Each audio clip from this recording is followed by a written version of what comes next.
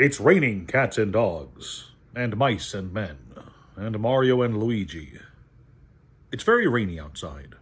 Hey there, kids, and welcome back to the channel. I'm Uncle Frank, and that you are having a great day. And in today's video, we're going to be sitting back, relaxing, and diving back into the world of dead card games as we tackle OPHIDIAN 2350, a fairly old card game. This bad boy came out back in 2003, and I finally got around to getting some for myself, cracked open a box, grabbed a two-player starter kit, learned the rules, got some games in, and in today's video, I just want to let you guys know what my first impressions of this bad boy are.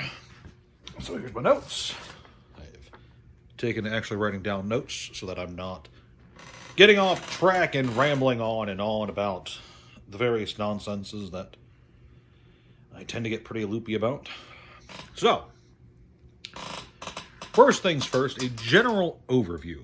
OPHIDIAN 2350, often just called OPHIDIAN, which is a fun name insofar as I'm concerned. OPHIDIAN is a futuristic, dark sci-fi fantasy card game focusing on gladiators in the arena, specifically teams of gladiators.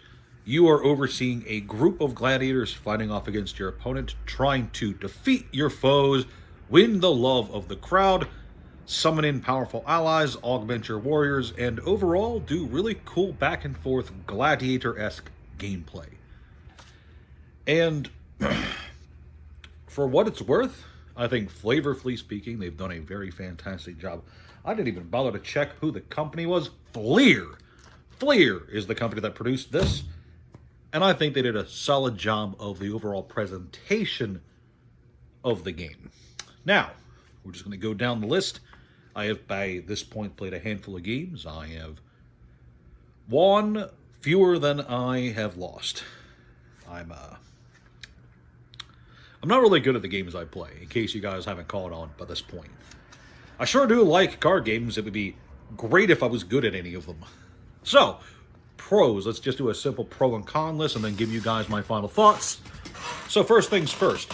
I love the art direction of this game. This game gives me very late 90s, early 2000s vibes with the leather, the crazy mutants, the aliens, the robots, the overall art design, the sci-fi fantasy tone. It really gives me that almost Dark Sun kind of aesthetic. Mirrodin. OG Mirrodin block. If you are a Magic the Gathering fan from back in the day and you remember the overall aesthetic of OG Mirrodin and some OG Phyrexia stuff during the Yawgmoth days, this game has a lot of that. That overall feel and vibe and aesthetic to it. And I think that's fantastic. It's all very traditional art. All the art looks like it's from... It looks pretty consistent. All the art looks like it's from the same world. And I think that's great. The core gameplay is based on back and forth actions using something that the game devs call the flow. And basically the flow is just your turn within... It's your turn within the turn. Is a good way of describing it, I suppose. Basically, some actions, whether it's playing cards or doing abilities of your gladiators, have positive or negative flow to them. If your cards have positive flow, then you maintain your control of the turn and you get to continue doing actions. If you do something that has negative flow, or if your opponent responds in a way that makes you get negative flow, you lose control of the turn, and then it's your opponent's turn to start doing things. That's really cool. I think it's a really creative way to do this back and forth combat, especially since there are ways in this game to kind of steal the action, steal the spotlight from your opponent. Now, this is very similar to how the Digimon card game handles its turn order with the memory system, and I like that system a lot, and I like the flow system in OPHIDIAN a lot as well. Next, this game is really tightly designed. There are, when I was going through the rules, there were some mechanics of this game that had me worried because of how it looked, especially when you look at the point score system required to win, because the winner is ostensibly determined by points. How many of your opponent's gladiators you knock out, that determines who wins at the end of the fourth phase. Hang on. Wave. Yes, it's wave. I'm great at reading my notes and remembering everything. I played like 7-8 games at this point. I should remember basic terminology. Anyway, ostensibly at the end of the fourth wave, the player with the most points wins the game. But that's not necessarily easy to pull off, especially if you're in a stalemate for the first 3 waves and no one's really managed to kill an opponent's gladiator, which does happen surprisingly often. But there's several ways built into the game that prevent things from going on for too long. The biggest one is that there is this cheer mechanic. As you attack your opponent, you are given the opportunity to build up the love of the crowd, and if you hit 15 cheer points, you just win the game automatically because the crowd enters the arena and holds a riot. Mechanically, that's kind of fun. The core gameplay loop, it's very fun. It's very rewarding. It feels very much, it reminds me of games like Flesh and Blood, Mega Man, and to an extent, like 2010's Yu-Gi-Oh! By that I mean, it's very clear that your actions have a lot of sway over your success. There are really good sequencing moves that you, the player, can take as you're playing the game. And it does feel really nice, really rewarding to play your cards in the correct order. As you're learning the game, you quickly, I think, learn what the most optimal play pattern is for the various cards you have in your hand.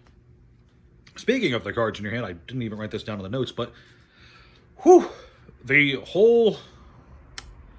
Players do not take turns. Instead, during the waves, players have a back and forth gameplay loop, using up the cards in their hand and their gladiators on the board to attack at each other's gladiators to try and score points. They don't draw cards when the flow comes to them. Instead, at the end of the wave, which is the cycle of actions, there is a regeneration phase. And during the regeneration phase, one of my favorite ever draw-up mechanics is introduced in this game. I didn't even write the notes down, and I love this mechanic. So, you draw up to your maximum hand size.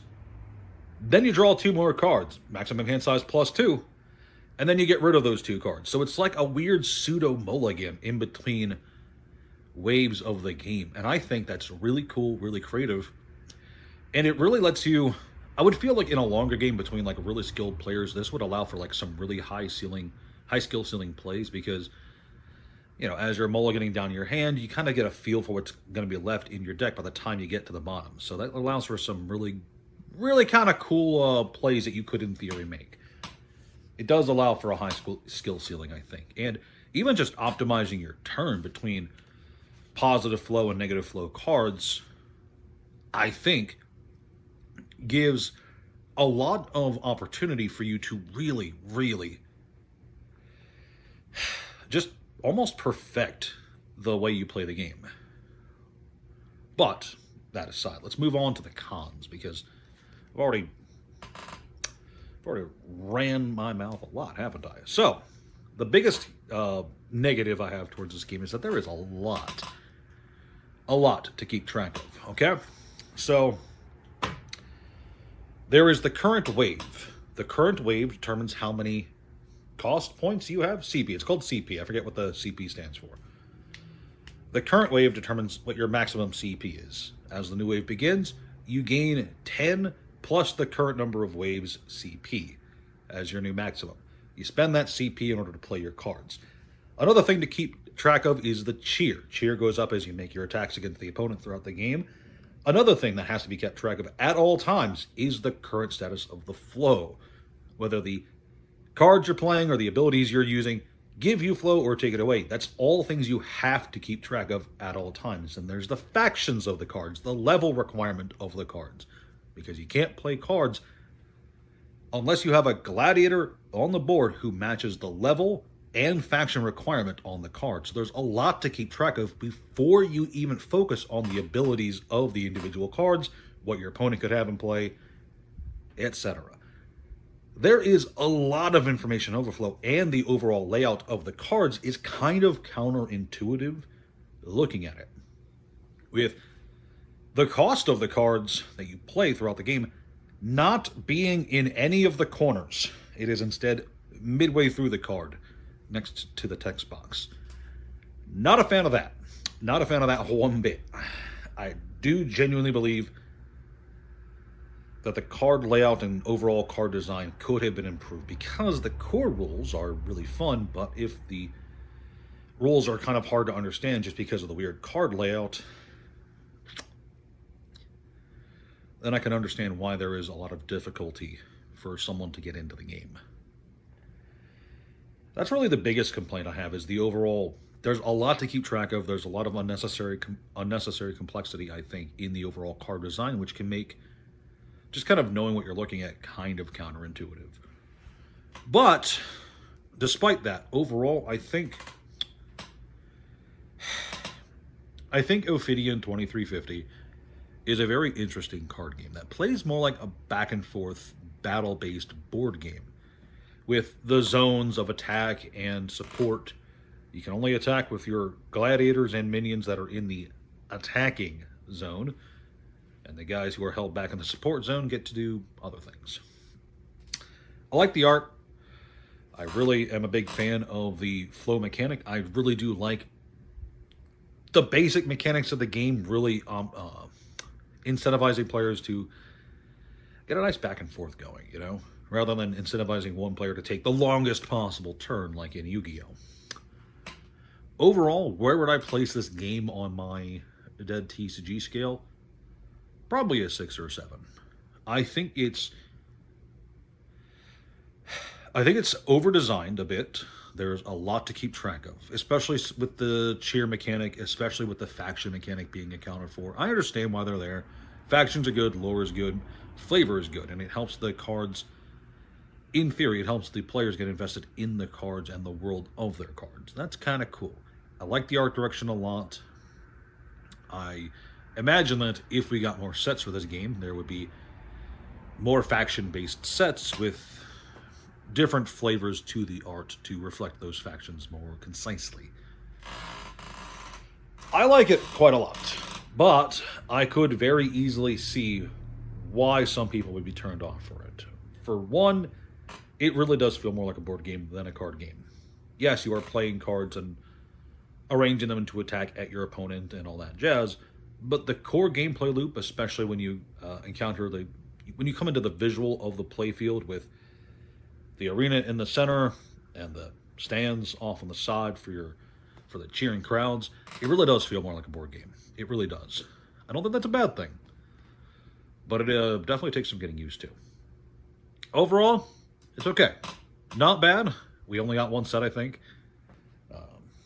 Just this set, plus the decks, plus the starter kit, and not much else.